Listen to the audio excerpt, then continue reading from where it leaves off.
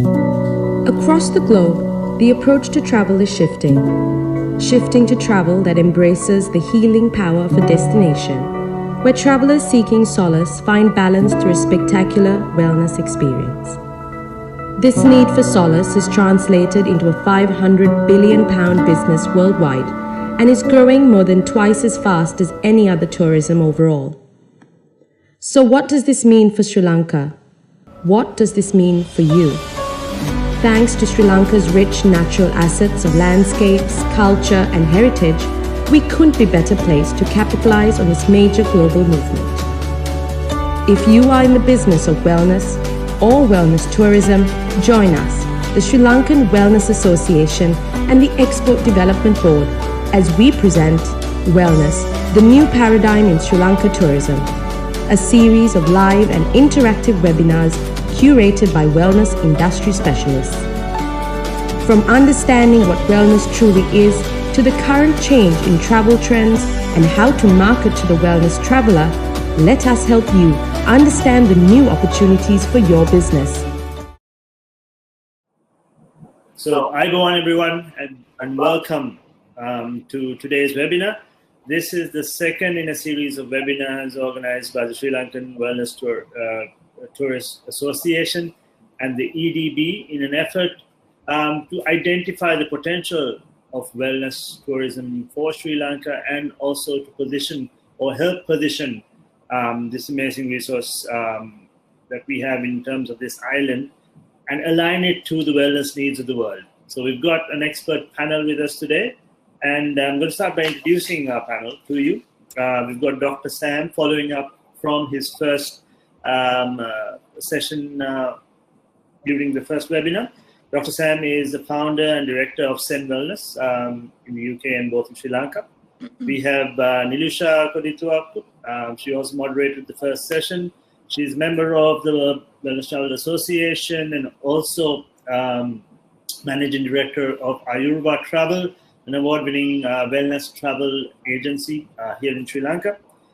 We have Dr. Nama Jayawardena joining us, who is Ayurveda consultant, physician, and a senior lecturer in the Department of Indigenous Medicine at the University of Colombo. We have Danny Shahab, founder of Fellow Travels, and Miss Annie Hood, founder and CEO of Well Intelligence, joining us today. So thank you all for joining us on this second webinar. We have a lot of interest right now, especially post-COVID, as to where this market of wellness stands and where Sri Lanka fits in this puzzle. So before we get things going, since this is a wellness webinar, we like to start it in a slightly different manner. We want to get ourselves centered. We want to get ourselves prepared. And we thank Venerable Nimal for being here to guide us in a short meditation to prepare us all for the session ahead of us. Venerable Nimal, over to you. Thank you. Welcome to the meditation today. So please be comfortable in your posture. Try to be straightened. And then slowly close your eyes.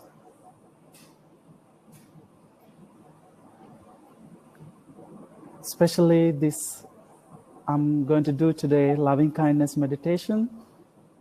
It's a mind relaxing exercise.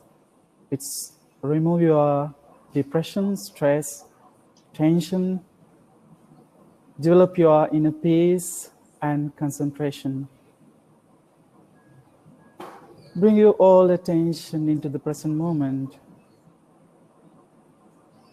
Try to be still.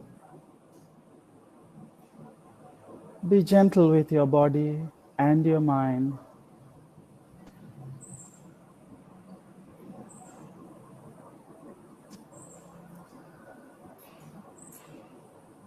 You are not wondering anymore about other things. Just try to being here without any stress, tension. There is only a wish to be here. Now just think, I like to be free from enmity and danger. I'd like to be free from mental and physical suffering. I'd like to be happy forever. So now we're going to spread our loving kindness to all the beings, including ourselves. Just think, may I be free from enmity and danger. May I be free from suffering. May I be free from all the mental and physical suffering. May I take care of myself happily.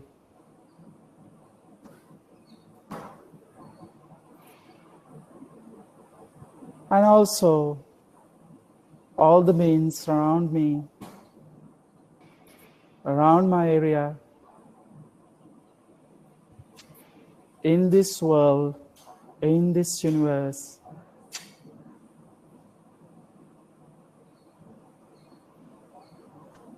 May they be free from enmity and danger, be free from mental and physical suffering. May they take care of themselves happily. In the eastern direction, in the western direction, in the northern direction, in the southern direction, in the northwest direction, in the northwest direction, in the northeast direction, in the southwest direction, in the direction below, in the direction above, all the beings, be free from enmity and danger, be free from mental and physical suffering. May they take care of themselves happily. All the beings, be happy.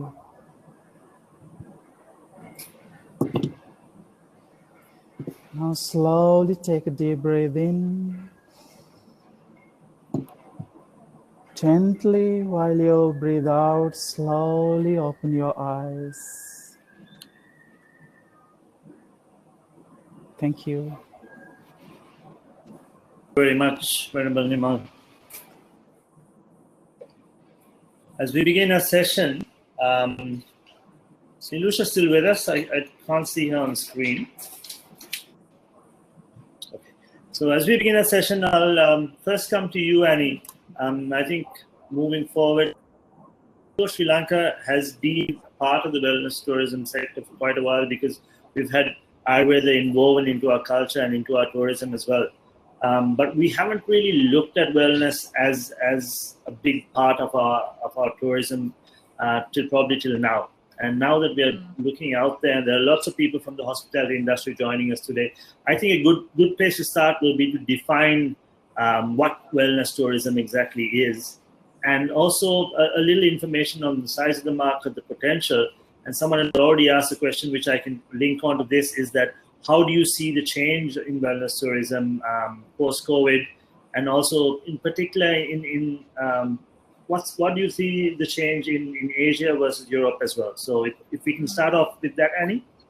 Yes, with pleasure, with pleasure. Good morning, everybody. Good morning, and welcome, of course. Well, wellness travel, first of all, to define it, it's about purpose. It is about generally travel associated with the maintenance and the enhancing of one's well-being. Now, that's a very generalist view, and what's important, for everyone to understand is there are primary and secondary travelers. So the value of the wellness tourism economy, right now is almost 640 billion, just shy. 639.4, I believe it is, and it's expected, this was pre-COVID, expected to grow to around $1 trillion by 2022. Now that is a huge amount, right? But we mustn't get seduced by those huge numbers too much, because it's split between primary and secondary purpose travellers. Now, the primary purpose travellers, which is largely, I think, the market that you want to pursue, it means well-being is the core purpose of their trip. That's the only reason they're going away, to be their best selves, to return from the trip feeling better than they did, to likely stay at some sort of retreat or resort where they're following a program, fairly lengthy one, maybe 5, 7, 12, 14 days. And that is only 11% of that 640 billion, okay? 89% is secondary wellness travelers, and that means that the purpose of their trip is for something other than wellness, okay? And that means it's a family trip, it's a holiday, it's a business trip, but whilst they're on that trip, they might have a massage, they might join a group class, and so there's a little bit of wellness, wrapped up in there. But that's the split: 11% primary, 89% secondary out of that big 640 billion market. Now, the good news is that it's my opinion, and it remains to be seen, is that this will continue to grow post-COVID. What's the reason for that? Well, the focus for everyone is likely to be more specifically on their own well-being. COVID is a pretty lethal virus, and I'll come on later to the specifics of where I see the opportunity for Sri Lanka, but the opportunities for you lie in a responsiveness to where we are in the world, in my humble opinion. Everybody's scrambling a little bit for where to get back onto the front foot as far as tourism goes, and all of these things play a part in what your strategy is going to be to go forward. Shalin, remind me about the other questions. I'm sorry. But we were trying to grasp the first which you did. Grasp a bit of the scale, and do you have any numbers with regard to Asia particularly? Well. Yeah, I mean, Asia is a very, very strong market. I haven't, I mean, I can find it pretty quickly, but the specific, breakdown, for Asia is out of that 640 billion. God, I don't want to give you the wrong figure. I mean, I can find it and post it for you. And, I think for Asia is in many ways synonymous, with that sense of getting back on track, that well-being. The labour market is so, if you will, predisposed to that, and it has a more a softer, if you will, more holistic purpose to it, whereas Europe tends to be a little more clinical in its approach. Asia, tends to embrace spirituality a little more than Europe does, and that's a really important factor. And I'll come on to, sort of considered consumption, what I'm terming human emergence, which I'm seeing as a trend, that's really starting to poke through, particularly given, the last few months and, the world has been going through.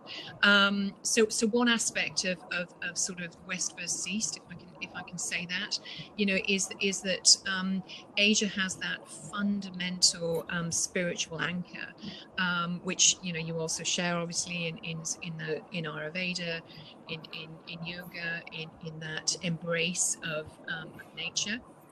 Not that doesn't exist elsewhere, but that's certainly an edge for Asian countries. Well, I'll just follow that up quickly because it ties in well. This is actually a question I had for Danny, but I'll pose it to you since we are having some connection issues. How do you profile the new wellness traveler? When I say new wellness traveler, I mean, yes, there was evolving wellness traveler, but you would expect post-COVID for that pool to grow. And how would you profile that? Well, look, I mean, I don't profess to know all the answers now. It's very fluid, in terms of where we are as a world. But there are 4, really key macro trends that, company called Masher actually shared with me, and the first is considered consumption. The second, and I'll explain, kindness and community, fairness, honesty and authenticity, and a sense of resetting, not rebounding. So the first, the considered consumption, that sense of living with less, a sense, this is consumers, okay? Glorified frugality, sharing, renting, borrowing. There's a little bit of a backlash happening on status flaunting. So humility has really stepped up. Now note the savings rate globally, that is going up. And that's a strong indicator for this sense of frugality. And I'll pull the threads through as the webinar goes on. The kindness and community, that's that collective effervescence. And I can't remember who, that's not my phrase, that's someone else's. I think it's an academic. That sense of people being together is very valued at the moment. Not that it wasn't before, but remember I said, some of these trends are accelerating and forming new trends. Fairness, honesty and authenticity is that intolerance of poor behavior at all levels. Individuals, government, companies, people want to see fairness, transparency, honesty, trust is massively important. And the resetting, again, important. People don't want to go back to their old habits, which will be rebound. They want to look forward. We're at a pivot for what I'd call a paradigm shifting culture. And this is where Sri Lanka can really take advantage. And I'll come on to more later. I don't want to take up too much airtime. Thank you, Annie. I'm just going to jump ahead. We had the sequence I was planning on going because it ties in well. Sam, if I can engage you in this, mindfulness is something that's very ingrained in our culture, whether it's through Buddhism or through Ayurveda, really mindfulness, meditation, and so on. And I know you do a lot of work around that through your curated programs and so on. How strong, mindfulness or the meditation channel is even tipped to be the next yoga in terms of exploding out there commercially as well. Given we have this strong sense of mindfulness and all these meditation techniques ingrained in our culture, how strong can we leverage that as a tourism benefit or around that? I think you've done work around that already. So if you can just elaborate for everyone. Sure. Thank you, Sally. Good morning, everyone. Good afternoon, and good to be back here again. I want to sort of start with where the mindfulness meditation in terms of consumer demands. It's like a exploited here and in Western Europe because people are on webinars, Zooms, and digitally totally connected. So people need an escapism, and part of that is the mindfulness and meditation, especially more young audience. But I'm talking about below 50. These old people are really looking for some sort of mindfulness meditation at the moment. It's a global phenomenon. So there's a huge demand, and I would say it's a billion-dollar industry. There are apps that is exploited and trying to take advantage. So there's a limitation, shortcoming from this kind of apps offering mindfulness meditation experience. So this is where Sri Lanka can really position itself because, first of all, you look at the countries worldwide, our competitors, but Sri Lanka is far on top in terms of mindfulness meditation. School children go to Sunday school, they do mindfulness meditations, and I started from that, so it's our heritage and culture. And that mindfulness meditation could be our biggest export to the world, and in a good, positive way. And it's also bring the spiritual element because Sri Lanka is not like a really heavy on the sort of religious aspect. We can take the religious element out and just really work on what's the value of the mindfulness meditation. And many Western people are attracted to that, but also I think it is very important that we really understand, how we understand the consumer demand, what they're looking for, what they're seeking for, because it needs to be really to understanding the mindset and to be able to connect such a way that they can be embraced. It's very important. And so, we talked about in the past, we had gone down the road, like a traditional Ayurvedic routes, like promoting Ayurveda. That's fantastic, but that's already been established and people know that destinations. But that's not enough for us to position ourselves in a global wellness trend. We need to expand that to the more offering. And I think the mindfulness meditation is so natural and it really can be structured such a way that we can attract much more audience. It could be that resort there and we can take it to the Buddhist temple and meditate in the temple. That really become authentic and also it's really become community affair because. And he said, people are today looking for much more authentic experience, more community-based experience, and less is more. So in that sense, mindfulness meditation positions itself like a strong element, and that could be a very good traction for Sri Lanka because if you look at the other competitors' countries, that it's not that strong, but Sri Lanka has that strong element of mindfulness meditation, especially in the rural community. So if we can promote that in a way that will be attract the sort of the wellness seekers, that will be fantastic, especially bringing a new audience because Ayurveda is sort of, mindfulness meditation is everyone knows. Ayurveda, not everyone knows it because you need to have some sort of connection to that. The German market is very strong on Ayurveda because it's been there. But if you look at the UK market, if you look at the Australia, if you look at the American market, they're not very into the Ayurveda, but they are big into the mindfulness, meditation, and yoga. So we really need to expand that to offering if you want to attract much more expanded version seekers, I think. Is that right? So, is that what you're looking for selling? Exactly. And Sam, do you think, given the culture and the upbringing of Sri Lankans, when you talk about training people to be in this industry, that we have the right people for the job? That's a big question. Yeah. That I mean, you have to ask, do you have right people for Ayurveda as well? Because I think there are good therapists in Sri Lanka. I think the stakeholders need to come together and really package in such a way that is highly professional. But Sri Lanka has a natural resources. You have Ayurveda, you have a mindfulness meditation, and we have a nature. But I don't think as a service industry we are really in tune to service the high-end market. And that need to be trained professionally. And for example, the language is the big factor, and also understanding the real fine tuning to how to connect with these travelers. It's not like a leisure tourism. Leisure tourism is all about mass tourism, but the wellness tourism is much more niche, and people need to really connect with the seekers and really support their journey. That means I think the staff and this resort really in tune with what they're looking for. So answer your question, mindfulness meditation. Yeah, sure. I think we have trained our staff. Our Ayurvedic doctor is beautiful mindfulness teacher.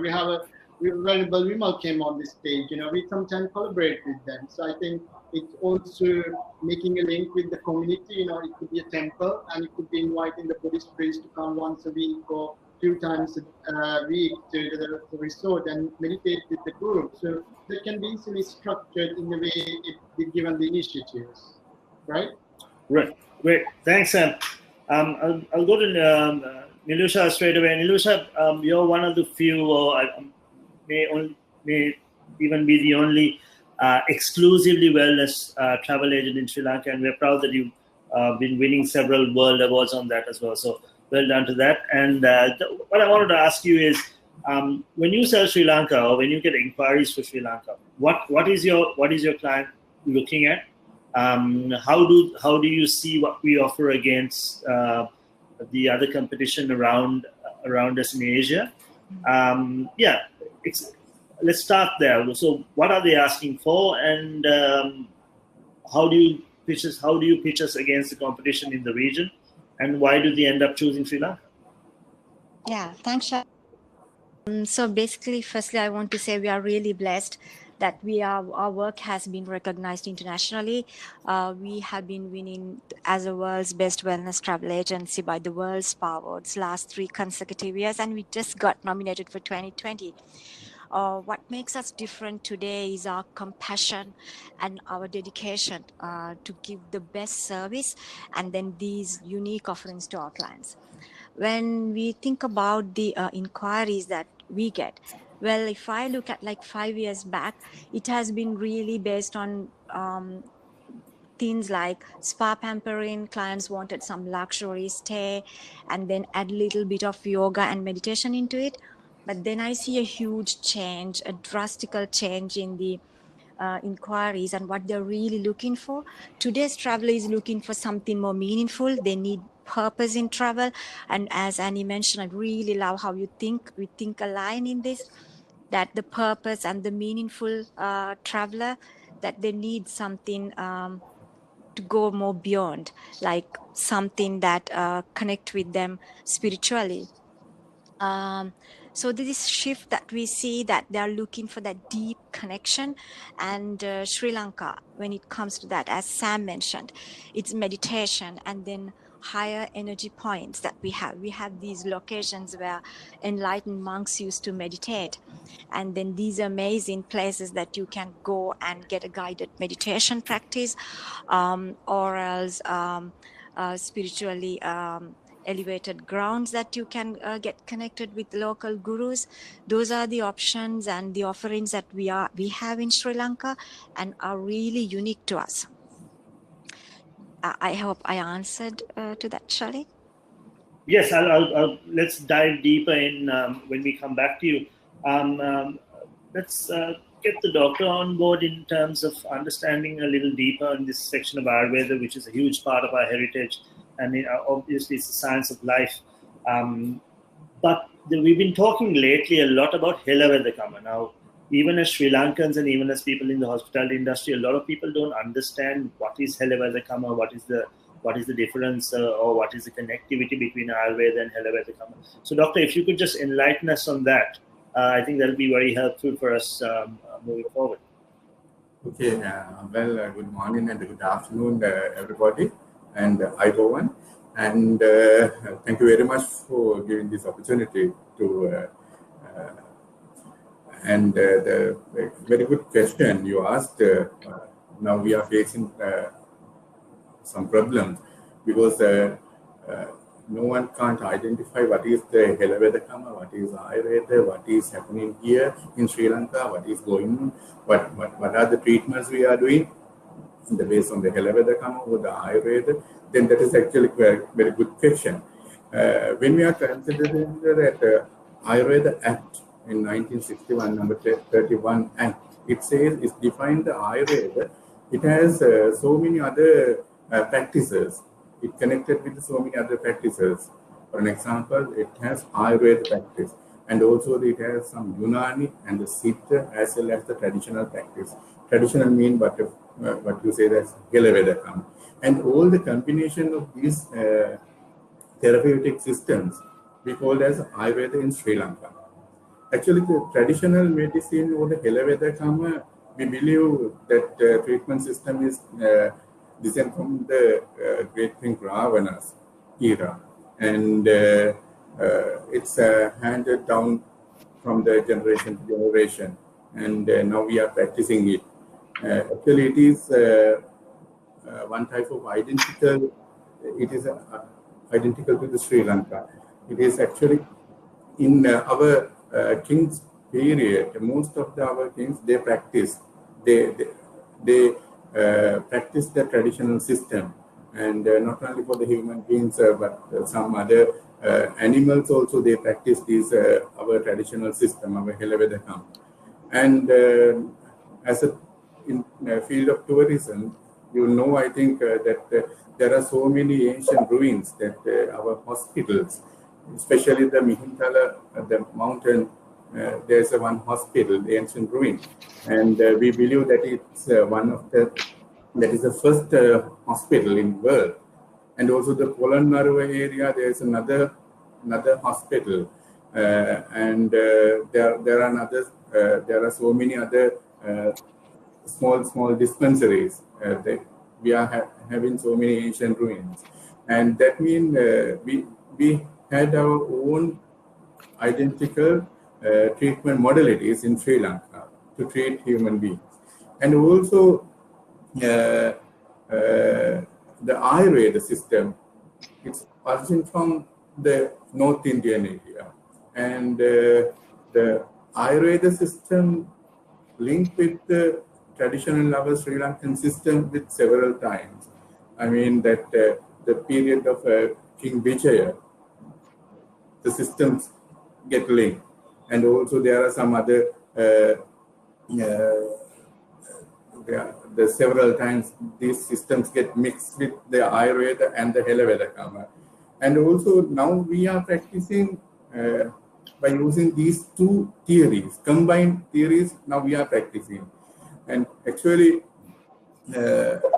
for an example, if you are considering the disease, what we are doing is we are having the concept of Ayurveda. We can explain all the disease condition through the Ayurveda concepts. And also we are having such a good therapeutic measures in Helavedakama. What we are doing is we are analyzing all the disease condition by using Ayurveda concept and the pathology and the causative factors, what are the other complications and everything we are analyzing by the Ayurveda concept. Because our Helavedakama, it doesn't have much more concepts.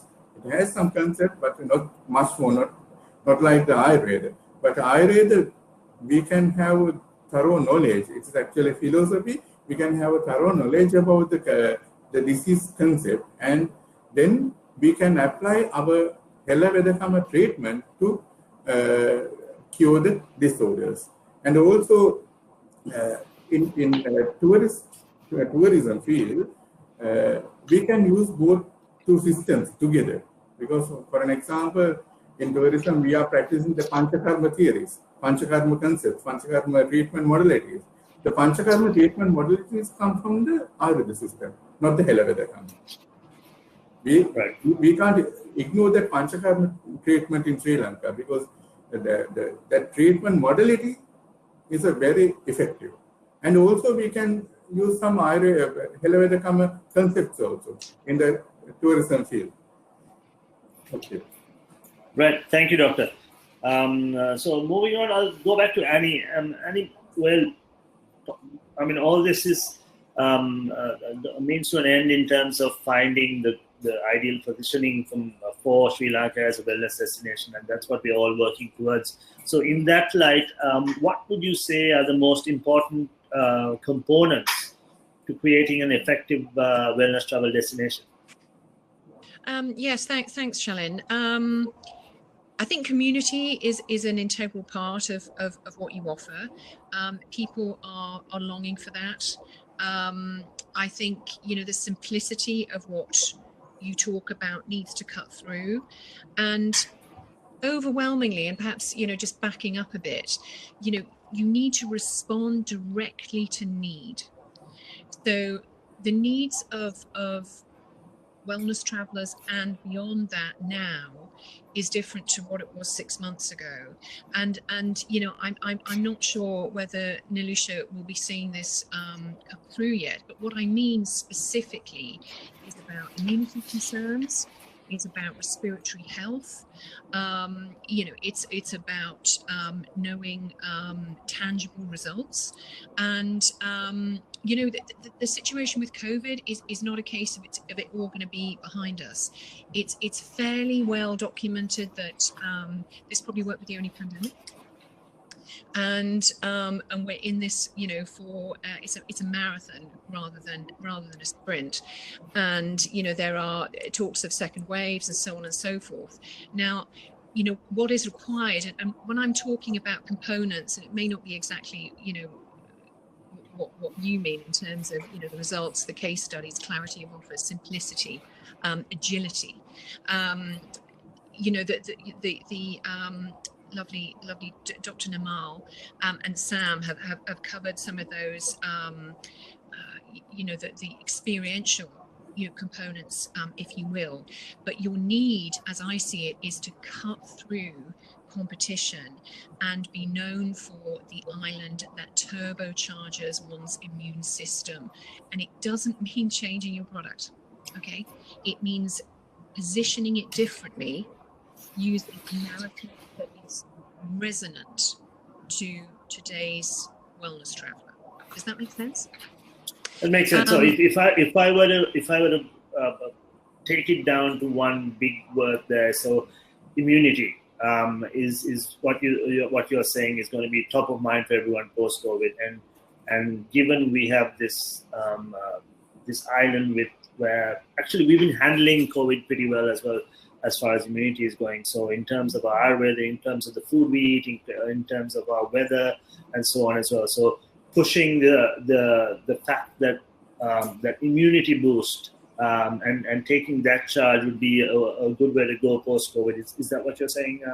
Well, it is. I mean, more generally to that, it's about prevention. Okay, it's about illness prevention, proactive health, protective medicine. Specifically under that, in response to where we are in the sort of global pandemic, it's definitely immune system, it's respiratory health, and it's strength of spirit. You know, there are a lot of mental health concerns coming through because it's a very anxious, fearful time for many people. Absolutely. So spiritual health, immunity, all that. It's that whole more everyone getting more alert and conscious about their wellness as a whole. I think is going to drive a lot towards these practices. On the same note, Nilusha, when you look at Sri Lanka against the competition around us, how do you see Sri Lanka standing out in wellness tourism, and especially talking about some of the stuff Annie spoke about now? Right. In Asia, we have the competition between, I would say, India, Bali, Thailand. There are certain similar offerings such as Ayurveda, healing practices, but then I would say Bali would come as a place like for more detox, retreat locations, spa rejuvenation. At the same time, would say we are really blessed in Sri Lanka to have these amazing, unique practices, monasteries and temples to visit. And then the nature, it's an amazing digital detox getaway as well. Again, when you think about the competition in Asia, I would say, Bhutan is not yet an emerging wellness destination, but I would say in few years to come, we may have like kind of a competition as we are looking at similar offerings where there are monasteries and pilgrimages, and then also Bhutan getting into eco-agro-tourism. So these are the things that we also do offer in Sri Lanka. We see that, but then we are really confident when the clients ask us these options and they want to choose Sri Lanka over. We are really confident in our quality, our service standards, and more than anything, like our wellness experts that we are working with. So on these grounds, it is kind of easier sometimes, like how we want to educate our clients. We do have a challenge when it comes to pricing though. Yeah, so these are my thoughts on that. Sam, I'll on those lines, I'll address this to you, or something one of our viewers have asked as well. How do you see collaborations coming about with different hospitality sectors and so on in engaging wellness? Because wellness is going to become top of mind. And if I'm a hotel operator, do I bring wellness attributes into my hotel? Do I have the infrastructure for it? If not, how do I get there? As we've been harping on, just putting a spa in a hotel doesn't make it a wellness hotel. But how do you go about bringing some wellness offering into the hotel? Because like Annie was saying as well, there's a secondary and primary wellness traveler, and the secondary wellness traveler is also going to be a little more conscious now about it could be food, it could be spirituality, and so on, where they want a little more, especially when they come to an island like ours. So what are the possibilities of collaborations? How does someone who's already in the hospitality industry, who probably just has a spa in the hotel now, take it to the next level? Can they take it to the next level? What do you feel about that? Sure. I mean, I'm I'm also a health practitioner, and I've been working with my patients. So I always see the angle of what the sick is looking for, and he mentioned that the fact that you need to understand the needs of what the demands out there.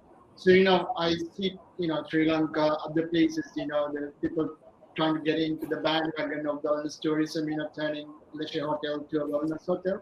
But I think you really need to understand what you're doing first, and really deep insight into what people are looking for. And I see wellness tourism is very different to leisure tourism. The fact that wellness tourism coming for people, they are like a patient. They want you to help, they want you to have a specific needs. So the most important thing is if the hotelier wanting to sort of turn into a wellness place, you really need to understand what you're doing first. If you don't understand, then you don't go that route.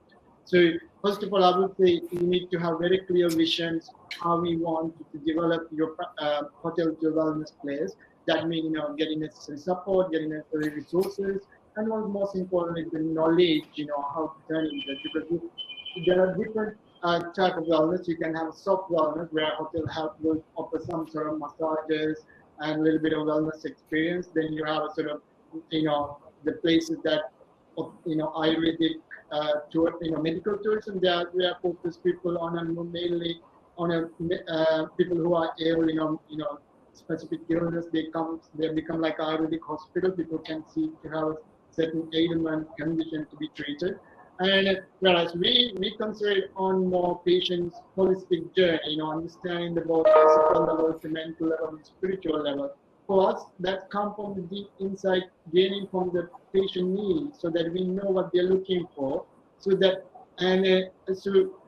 need to recognize where you position yourself. Whether you want to position yourself a little bit of soft wellness, we're offering some treatment, things like maybe targeting secondary seekers, or you want to target primary seekers, and really people in a very purpose-built place where you can really structure the purely authentic treatment.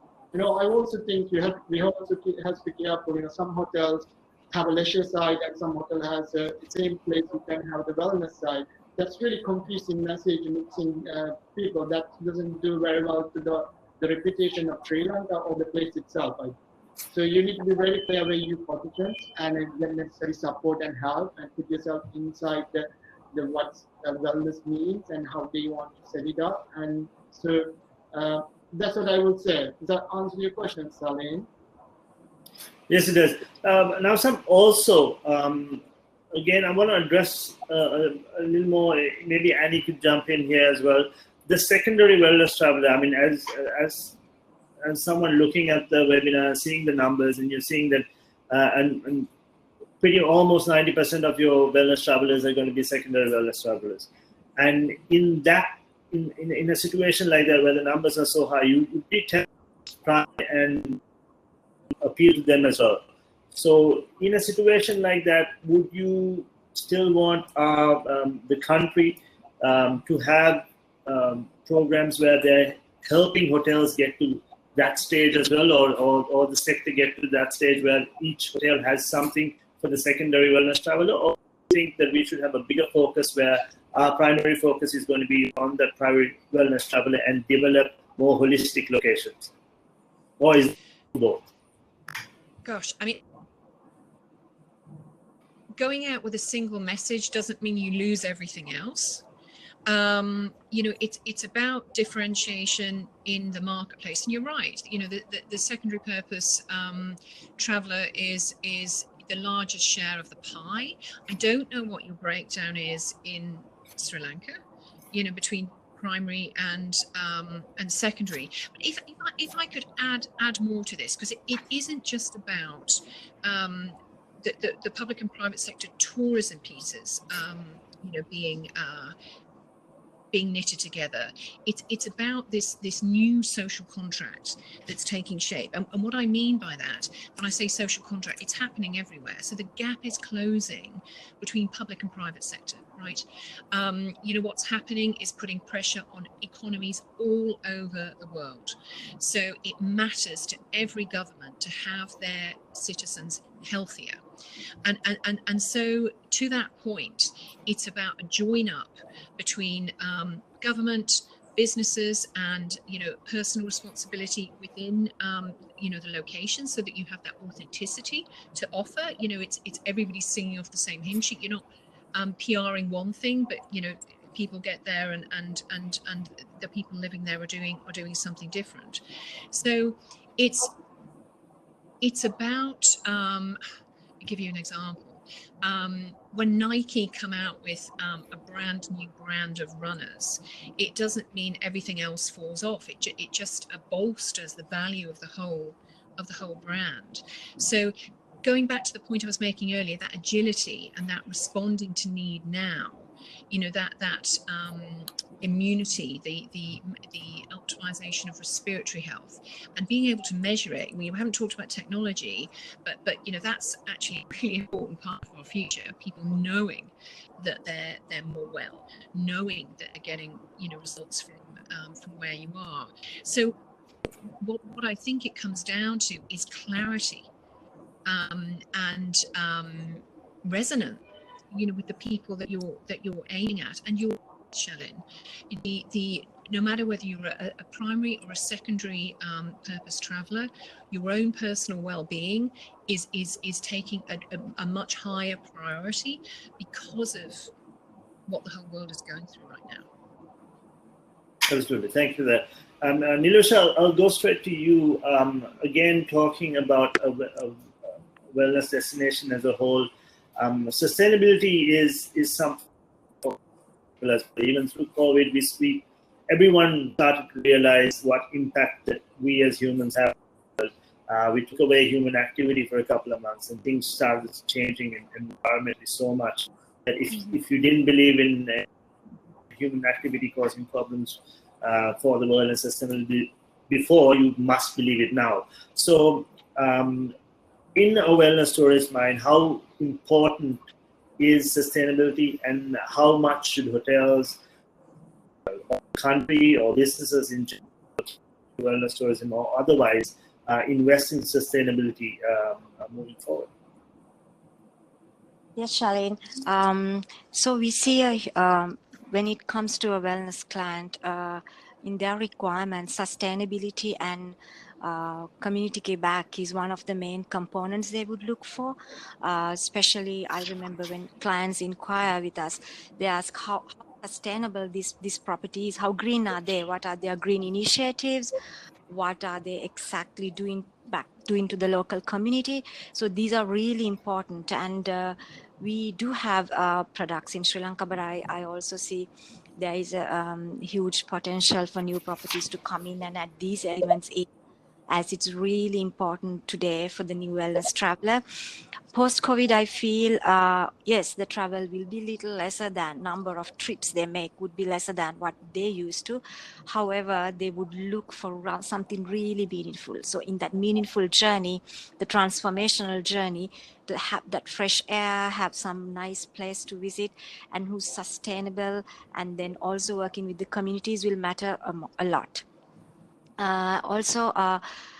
Working with the local communities, people really seek for that deep human connection, and then that will be very, very important at this stage for people to have that connection and even work closely with the locals and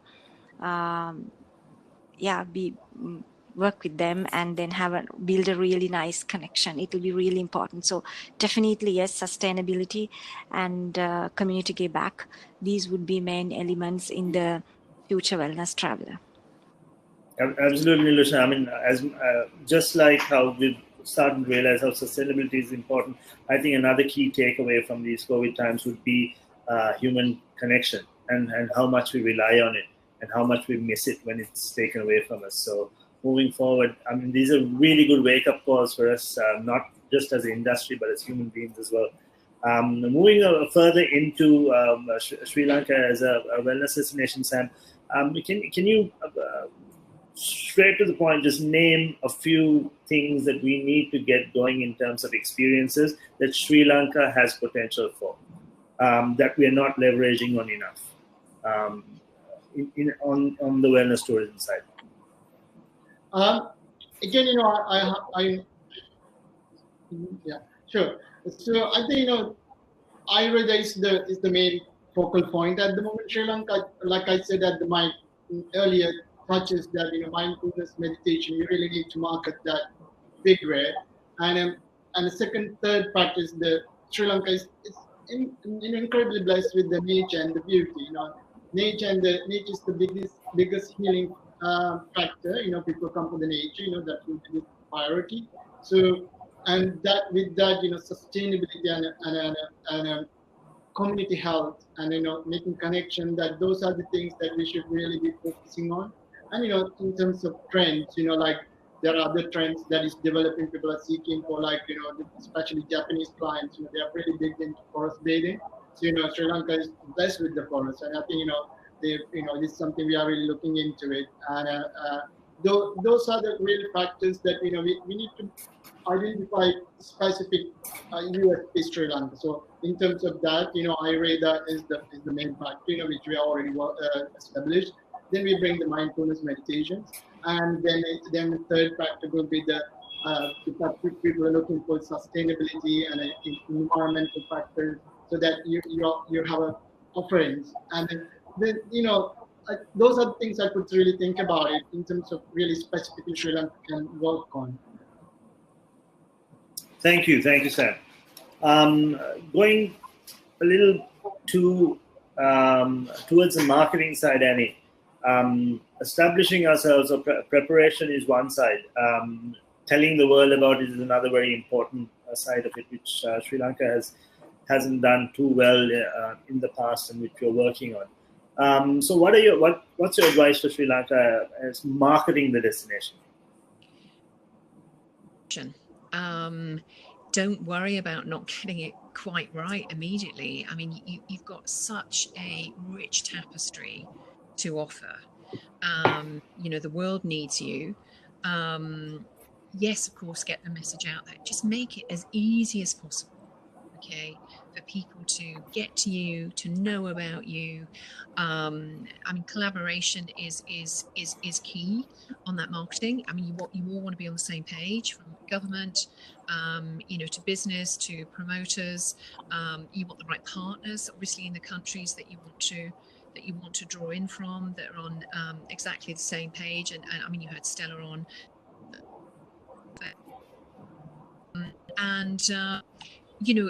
Clarity, as I said, a clear message that cuts through in terms of others, and it's still all those things that Sam mentioned: the Ayurveda, the mindfulness, the nature. Do for those people coming, and their own personal health is on their mind, and it's. COVID was sold in the beginning as a sort, you know what I mean, positioned as something that affected more elderly people, or people with underlying conditions, and actually not so. It's affecting some very healthy people as well. So it's incredibly important for people to be in rude health, in great shape. And that's something that Sri Lanka can do. You're an island, so you can control. You could say, we have a COVID-free space. You're going to leave us with an optimized immune system, with an optimized respiratory system, through Ayurveda, through nature, through our human emergence and our spiritual support network. However you do that, but I think decide quickly on what you want those messages to be, and absolutely push them out there, but be prepared to be agile, to respond, to tweak in some way. You don't have to get it absolutely perfect right out of the gate. You can build up to that. That's okay. Also, another one with marketing, I think Sri Lanka should have a focus strategy where it focuses on those markets, or should it be fairly open-ended at this stage, where we are talking about immunity, better health, the whole island concept, and so on? I think the markets that are most that you have the biggest relationships with, and I have a feeling Germany, Switzerland, Japan. Am I right in saying that, or is that left field? Yes. Okay, so I mean, I think definitely, push on open doors, push on the doors that are already, open to you. And, I'm sure that that's information that Franz must have covered, in that report for you to reveal, whatever additional opportunities, lie there for you. But, more than ever, it's about a joined up approach, a collaboration through all of those sectors that you have. Interdependence is unavoidable. You won't have success if you're not if you don't take a joined up approach. I mean, you know that. I'm not telling you anything you don't know. Great, thank you. I think we're coming on to about the time we end up, but a few quick things we need to get in. Doctor, something to ask you. Right now, Sri Lanka has been handling COVID quite well. Businesses seem to be opening up. Hospitality has opened up as well. Pretty much everything shy of the wellness centers in Sri Lanka have been given permission to open. Doctor, in your opinion, are we in a good enough place to open the wellness centers as well?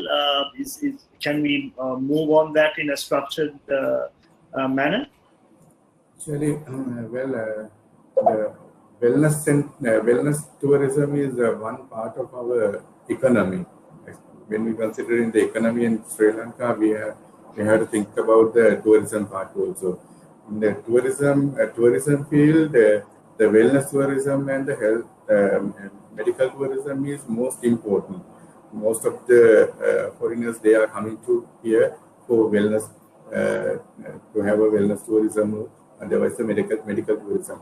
Then we have, if we are reopening the tourism field, we have to think about the wellness tourism. But there are some problems because especially the coronavirus, that it is spread directly, the very close contaminations. And because of that, we have to be careful about the safety of our staff members as well as our client also. In Ayurveda or the traditional medicine sector, with the help of our health ministry, we create some committee, the COVID-19 committee in the indigenous medicine sector, and we plan to do the two parallel systems. I mean that we plan to do something. We plan to prepare the protocol for the prevention aspect as well as the protocol for the curative aspect. Actually, the curative aspect we planned by having some expert knowledge, expert opinion from the Indian Ayurveda professors, and also we have our two Ayurveda universities, actually the Kalyan University as well as the Colombo University. We get some special knowledge from our expertise, and we create a treatment protocol. And but however, according to the Act, the Quarantine Act, we were unable to give that treatment to the patient. But however, in the prevention protocol, we have totally successful because we gave all the preventive protocols to the quarantine centers and the other isolated villages and all the staff members in our forces and our hospitals and the hospital staff and doctors, and the most of the people, they took our preventive measures. What I want to tell is, if we are reopening our tourism sector, we have to think about that part also, because of the safety of our people as well as our client. Then we can add that preventive measures to our tourism sector also. Right? For an example, if you are doing the Shirodhara or Sarvangadhara or any other Ayurveda treatment or the Kelaveda treatment, apart from that, we can introduce our preventive measures. Then it is something good for our client also. And also, by introducing this system, we can we can protect from the disease. And the other aspect is we can promote our Helavedakama to the foreign countries. And the other thing is there are so many other preventive measures, not only for the human beings, but in the environmental purification methods also we can use. In our Helavedakama system, we are having so many purification methods, so many other environmental purification methods we can use for in this post-COVID period. That's how we can introduce our Helavedakama diuretic system to the tourism field in this post-COVID series. Thank you, Doctor. Thank you. Just before we end, I'd like to address a question that's come on our question column. I think I should be able to address this myself. They ask, is there any practical solution than discussion to boost wellness tourism? So, well, I think the answer to that is, well, discussion is what's going to lead to the practical solutions. We're all here in this webinar series to build to promote wellness tourism. So that is it. On top of that, the EDB has been working with Dr. Frans Linzer, who's done an in-depth report of the wellness tourism sector in Sri Lanka and made some recommendations on how to promote it. The tourist board too, of Sri Lanka Tourism, has been engaging people in the sector again to make a plan to take this forward. So I will assure you, Shan, that there is a lot being done right now. Everyone's on their feet, moving to see how we can position this, position Sri Lanka on the wellness tourism map. And all these webinars are part of that. And it's not just discussion, but discussion that will lead to more thought and then actionable planning is where we want to take it. The Wellness Tourism Association is committed to that as well. We are a group of people from the industry who come together, who work with the government agencies to take it there. So rest assured, it's work in progress. Thank you everybody for joining us. I think our time is done today. Thank you very much for joining from different parts of the world. If you have any last comments, I'll open it up to each of you for just one last comment. I think I'll start with Annie because in video order of what I see. Any last comments, Annie? Well, gosh, I mean, just take advantage of I'll call it the gift of COVID. You know, this is a globally historic point from a cultural priority perspective. You know, health and well-being is going to go a few rungs up the ladder. So if you forgive me for being so blunt, strike while the iron's hot, be clear on your messaging, and reap your rewards. You know, you have the most beautiful destination, and you know, optimize its healing potential, you know, for everyone who comes to you. Thank you. Sam? Sure, thanks. I think my vision is that, you know, I'm deeply passionate about Sri Lanka, and I also, it breaks my heart when you come to the airport, you know, this mass tourism coming to Sri Lanka, because it's not sustainable long term. So my passion and my vision is that Sri Lanka become more sustainable wellness tourism. We understand in our history, and we have opportunity to make that. We can all be change makers in terms of Sri Lanka position ourselves as a wellness tourism, because we can bring much more income and export development through focusing on wellness tourism. Also, Sri Lanka doesn't go down the roads like places like Thailand, Bali exploited. So we are still a pure nation, a pure country, and I want to see that remain, and same time take the opportunity that is presented from COVID-19 to position ourselves as a wellness destination. I think we all collectively should work on that. Thank you. Thank you very much. Thank you, sir. Doctor, any last words before we end? Actually, Sri Lanka is a very good destination for the health tourism as well as the wellness tourism. And now, actually, after the COVID period, this is the new start of the sector, and we are most welcome to all the foreigners to come to Sri Lanka, and they can have our traditional system and our environment and everything they can enjoy, and with the safety, and we can serve in the Ayurveda system as well as the traditional system and our Hellaveda Kama system, and we can give full safety and effectiveness treatment as well as the service to all our foreigners. Thank you. Thank you. Nilusha, note to end? Yes, Shalin. We would like to welcome everyone to Sri Lanka. When you're looking for this journey of healing, journey of transformation, and in these elevated grounds, and we are really looking forward to give you a unique experience and a life elevation. So I feel Sri Lanka would be one of the wellness destinations, as we are confident in our service and in our offerings, and also with the wellness experts. So we will be working towards giving something really unique and special, and then do visit us, and you are in safe hands. Thank you, Nilusha, and thank you all of you for joining us. The third of the webinars will be on the 10th. Please join us, so that if you haven't registered yet, just go to the link and register. Thank you all for joining us, and Ayubowan.